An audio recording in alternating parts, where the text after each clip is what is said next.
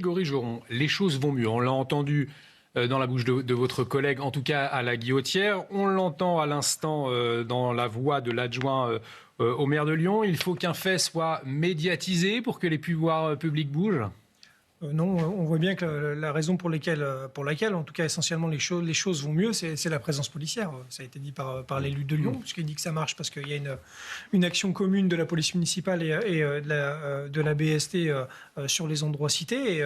Et mon délégué Ludovic sur Lyon a expliqué qu'à la Guillotière, les choses s'amélioraient parce qu'il y avait une présence policière. En fait, la clé, elle est là. Je veux dire, quand on occupe le terrain, quand on est présent, mais malheureusement, vous imaginez bien que la charge missionnelle de la police fait qu'on a du mal à avoir autant de monde que ce qu'il peut y avoir à la Guillotière, partout, et en même temps, c'est juste pas possible.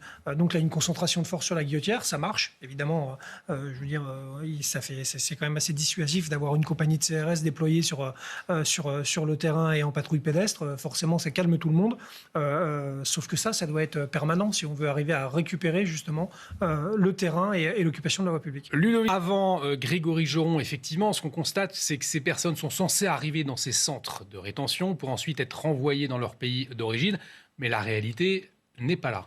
Non, et il y a encore un élément encore compliqué qui est venu s'ajouter, on va dire, à ce que vous venez de développer dans le reportage.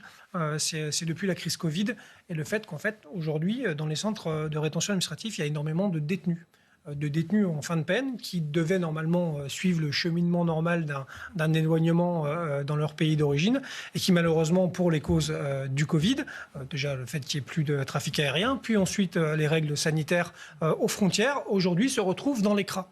Donc on a une population alors qu'avant, ils ne passaient qu'une journée, que 48 heures, voire ils ne passaient même pas par le CRA, ils étaient directement expulsés. Donc on a en plus cette difficulté-là d'avoir quand même des délinquants, voire des criminels quand même assez aguerris et reconnus, qui se retrouvent dans des centres de rétention administrative, avec une forme de liberté comme ça a été dit, parce qu'évidemment le régime de détention est totalement différent, une détention administrative, et surtout la certitude qu'au bout de 90 jours, finalement, ils vont être dans la nature et libérés. J'ajouterais une chose, le ministre annonce la création de CRA et j'ajoute quand même quelque chose, c'est que dans les CRA, ce sont des policiers et des personnels administratifs, que pour une personne détenue, il faut 1,4 policiers.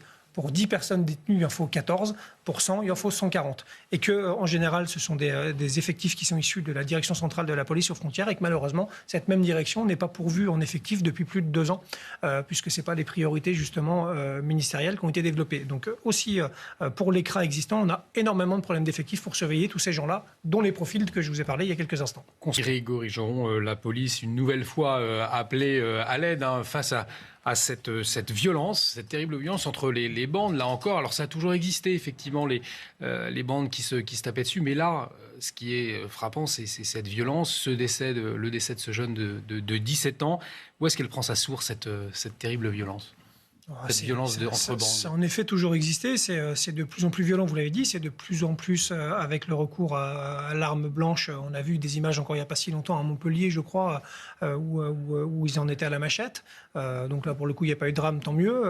Pour un trafic de drogue, il y a trafiquants de drogue. Oui, c'est souvent. Alors, il y a souvent une lutte de territoire, liée au stupre ou pas. C'est souvent le cas aussi, malheureusement.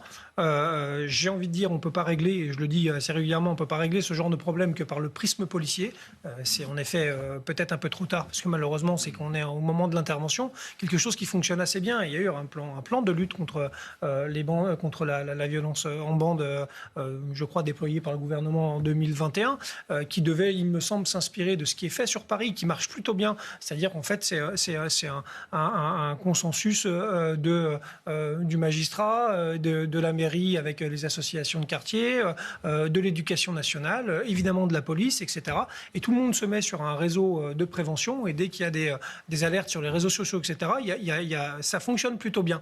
Malheureusement, ce plan-là, je ne suis pas sûr qu'il soit suivi partout comme il devrait l'être. Je ne dis pas que ça va tout régler, parce qu'il y a aussi des rixes à Paris. Mais je pense que la clé, elle est quand même là. C'est-à-dire que si tous les acteurs qui traitent de la population jeune se mettent à agir en même temps dès lors qu'ils ont ont une alerte, ça pourrait empêcher quelque chose. Parce que souvent, ils annoncent la bagarre sur les réseaux sociaux, Snapchat et autres, etc. Donc il y a une vraie politique de prévention. Quand les policiers arrivent, il est souvent malheureusement trop tard.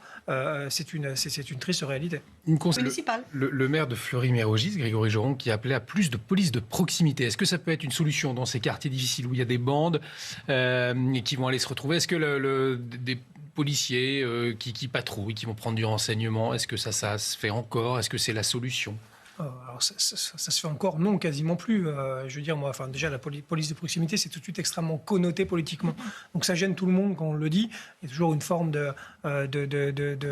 entre guillemets, de vision un peu bisounours de la police quand on dit police de proximité. Bon, moi, je pense qu'on peut l'appeler comme on veut. En tout cas, la police, son rôle, c'est d'être sur le terrain. Ça, c'est une réalité. Et c'est d'être aussi dans les quartiers difficiles, c'est une réalité.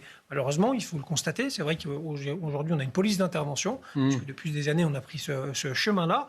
Et moi, je pense qu'on peut encore occuper ces quartiers difficiles, sauf qu'il va falloir déjà commencer à faire en sorte que la population, et particulièrement celle qui pose problème, se réhabitue à la présence. Et ça va demander du temps. On revient un peu au début du programme, mais c'est ce qui se passe un peu à la guillotière. C'est-à-dire, si on veut reprendre le terrain, au début, il faut une sorte de traitement un peu choc. On va dire, regardez, les policiers sont là, on va faire régner l'ordre républicain, on va reprendre justement possession et rassurer les honnêtes citoyens, et on va être là tous les jours. Sauf que malheureusement, même s'il y a eu 10 000 recrutements, la charge missionnelle, encore une fois, a explosé dans notre pays et le besoin de sécurité aussi. Il en manque encore beaucoup, ou alors en tout cas, tout est priorité. Donc les policiers ne peuvent pas être partout. Moi, je pense qu'on peut reprendre le terrain. Il faut aussi, encore une fois, de la volonté politique. Et je pense que la clé, elle est quand même, malheureusement, elle est là. C'est-à-dire, quand vous avez du monde, on parlait de Lyon avec Régis Le Sommier tout à l'heure. Moi, j'ai travaillé 10 ans, 12 ans dans les banlieues lyonnaises. Après les émeutes de 2005, ça a été compliqué de reprendre le terrain. On nous a demandé beaucoup d'efforts et on y était tous les jours. Mais au bout d'un an ou deux, ça allait déjà beaucoup mieux. Merci beaucoup, Grégory Joron.